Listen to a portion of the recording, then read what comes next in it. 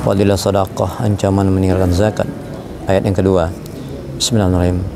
Wala yahsabanna alladhina yabkhuluna bima atahumullahu min fadlih huwa khairul lahum bal huwa syarrul lahum sayutawwaquna ma bakhilu bihi yaumal qiyamah walillahi mirasus samawati wal ard wallahu bima ta'maluna khabir. Sekali-kali janganlah orang-orang yang bakhil dengan harta yang Allah Subhanahu wa taala berikan kepada mereka dari karunia-Nya, menyangka bahwa kebakhilan itu baik bagi mereka. Sebenarnya kebakhilan itu buruk bagi mereka. Harta yang mereka bakhilkan itu akan dikalungkan kelak di lehernya pada hari kiamat. Dan kepunyaan Allah lah segala warisan yang ada di langit dan di bumi.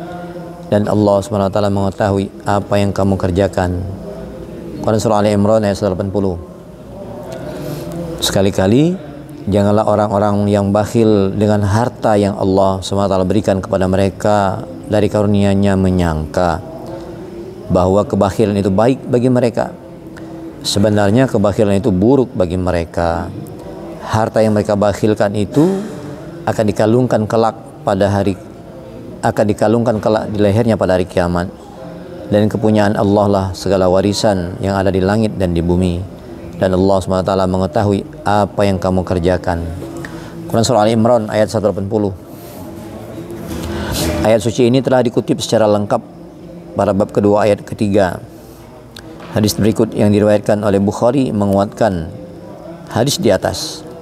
Rasulullah SAW bersabda, barang siapa dikaruniai harta oleh Allah Subhanahu wa taala tapi tidak menunaikan zakatnya, maka pada hari kiamat nanti harta tersebut akan berubah menjadi seekor ular yang dikalungkan di lehernya. Dan ular itu akan berkata, aku ini adalah hartamu dan aku adalah harta simpananmu.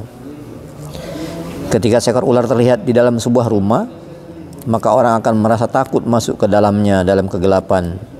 Akan tetapi Rasulullah SAW telah bersabda bahwa apabila seseorang tidak membayar zakat atas hartanya dan menyimpannya sebagai harta yang terpendam, maka pada hari kiamat harta tersebut akan berubah menjadi seekor ular yang melilit di lehernya.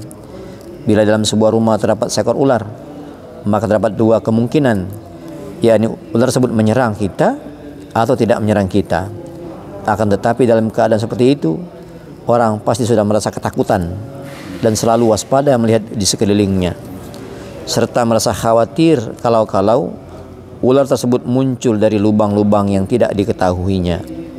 Sedangkan azab bagi orang yang tidak membayar zakat, yakni berbentuk seekor ular yang melilit di leher, merupakan sebuah kepastian. Anehnya, kita tidak takut terhadap ancaman semacam ini.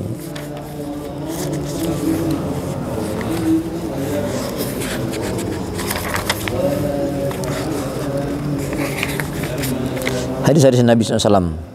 An Abi Hurairah radhiyallahu anhu qala, ma min sahibi dhahabin wala fiddah wala yuaddi minha haffaha illa idza kana yaumal qiyamah supihat lahu sapaih min nar wa uhmiya 'alaiha fi nari jahannam fayqwa biha jambuhu wa jabinuhu wa dhahruhu kullama wa baradat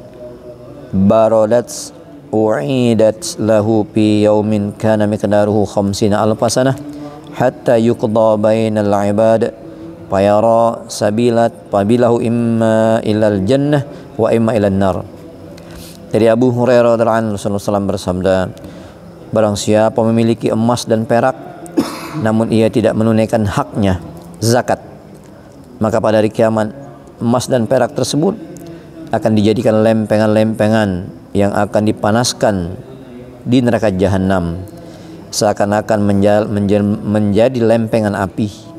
Kemudian lambung, kaki dan punggung orang tersebut akan disetrika dengan menggunakan lempengan-lempengan tersebut. Demikianlah secara berulang kali emas dan perak akan dipanaskan dan disetrikakan kepadanya sepanjang hari, yang kadarnya berdasarkan perhitungan dunia selama 50.000 tahun, hingga permasalahannya diputuskan di antara hamba-hamba. lalu ia akan melihat jalannya, yakni ke surga atau ke neraka. Hadis riwayat Muslim dalam kitab Mishkat.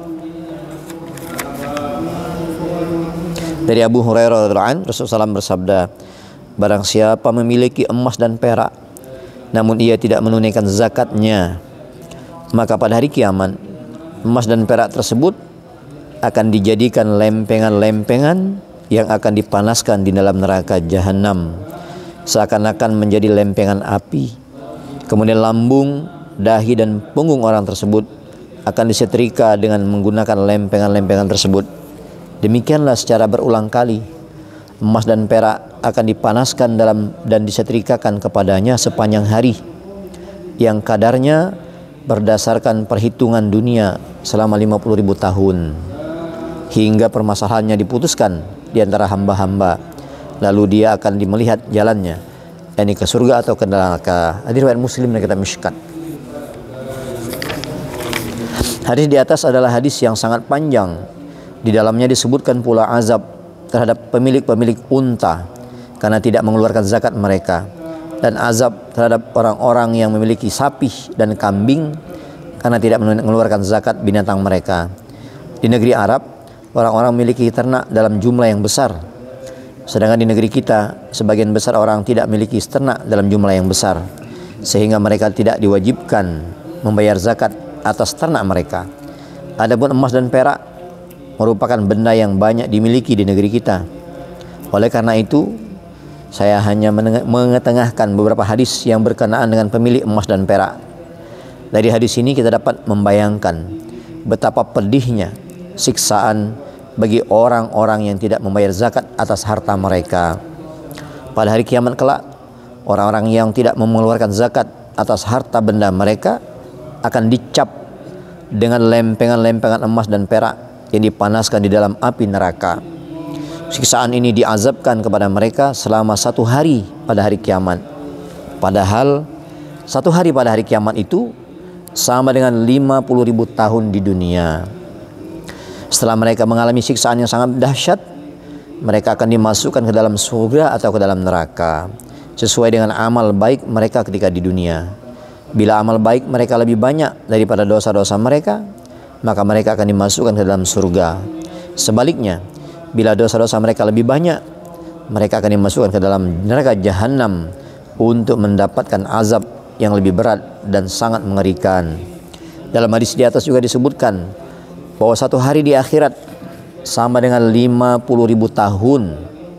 Dan di dalam ayat Al-Quran pada permulaan surat Al-Ma'arij disebutkan pula bahwa 1 hari sama dengan 50.000 tahun.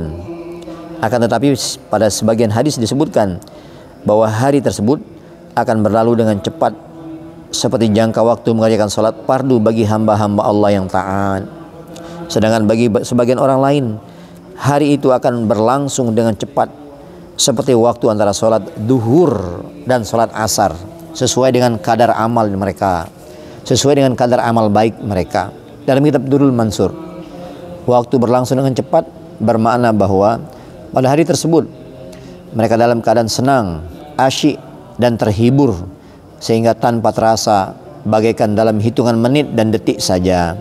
Dalam sebuah hadis lain diriwayatkan bahwa Rasulullah SAW bersabda, 1 dinar yang dipanaskan ketika dicap tidak akan diletakkan di atas yang lain, tidak akan ditumpuk di atas rupiah yang lain, atau emas di atas emas yang lain. Akan tetapi tubuh orang yang diazab tersebut akan diperbesar, sehingga seluruh kepingan-kepingan harta bendanya yang dipanaskan tersebut akan diletakkan di atas tubuhnya. Kemudian kepingan tersebut akan berkata padanya, sekarang rasakanlah apa yang telah kamu simpan dahulu.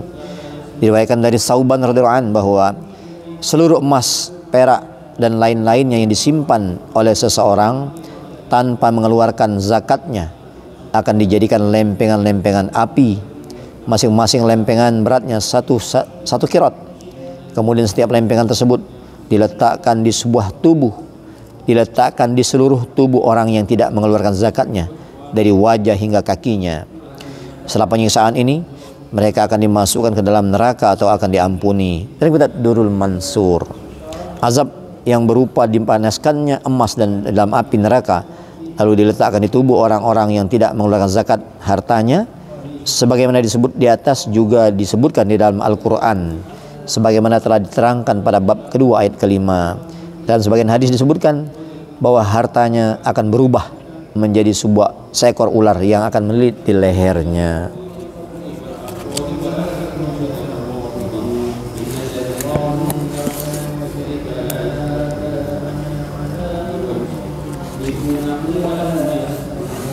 An Muaz bin Jabal radhiyallahu anhu, Nabi sallallahu alaihi wasallam qala, ya Muaz, atadri ma haqqullahi 'ala al-ibadah wa ma haqqul ibadi 'ala Allah? Qala qultu Allah wa rasuluhu a'lam. Qala fa inna haqqallahi 'ala al-ibadah ay ya'budullaha wa la yusyriku bihi syai'a, wa haqqul ibadi 'ala Allah azza wa jalla alla yu'adziba man la yusyriku bihi syai'a. Dari Muaz bin Jabal radhiyallahu an, dari Nabi SAW, beliau bersabda, tahukah kamu apakah kewajiban hamba kepada Allah dan kewajiban Allah kepada hambanya? Aku menjawab, Allah dan Rasulnya yang lebih mengetahui. Beliau bersabda, sesungguhnya kewajiban hamba kepada Allah adalah menyembahnya dan tidak menyekutukannya dengan sesuatu pun. Sedangkan kewajiban Allah kepada hambanya ialah tidak mengazab orang yang tidak menyekutukannya dengan sesuatu pun. Hingga akhir hadis riwayat Muslim. Dari Muaz bin Jabal radhiyallahu anhu, dari Nabi SAW, beliau bersabda, tahukah kamu apakah kewajiban hamba kepada Allah dan kewajiban Allah kepada hambanya? Aku menjawab, Allah dan Rasulnya yang lebih mengetahui. Beliau bersabda, sesungguhnya kewajiban hamba kepada Allah adalah menyembahnya dan tidak menyekutukannya dengan sesuatu pun. Sedangkan kewajiban Allah kepada hambanya ialah tidak mengazab orang yang tidak menyekutukannya dengan sesuatu pun. Hingga akhir hadis riwayat Muslim.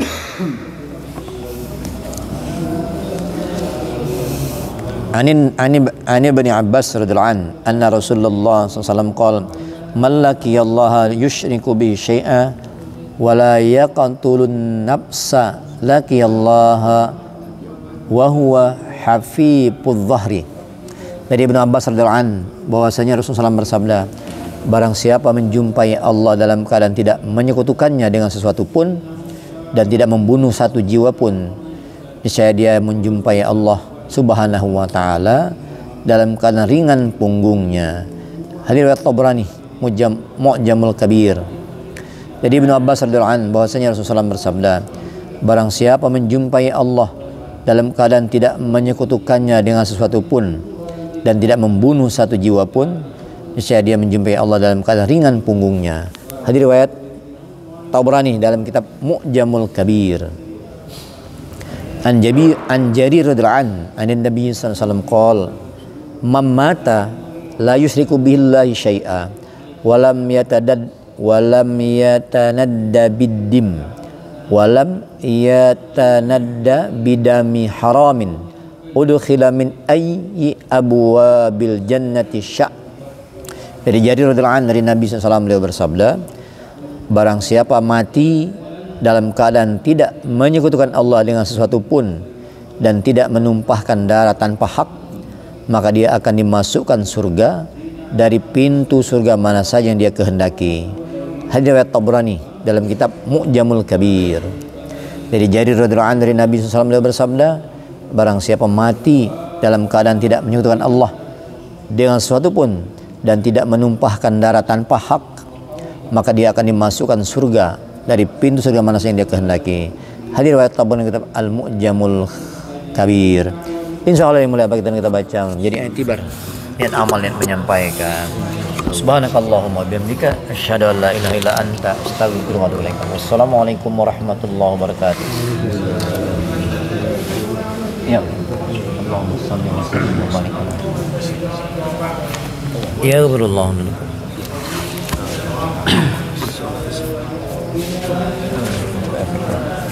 Oh.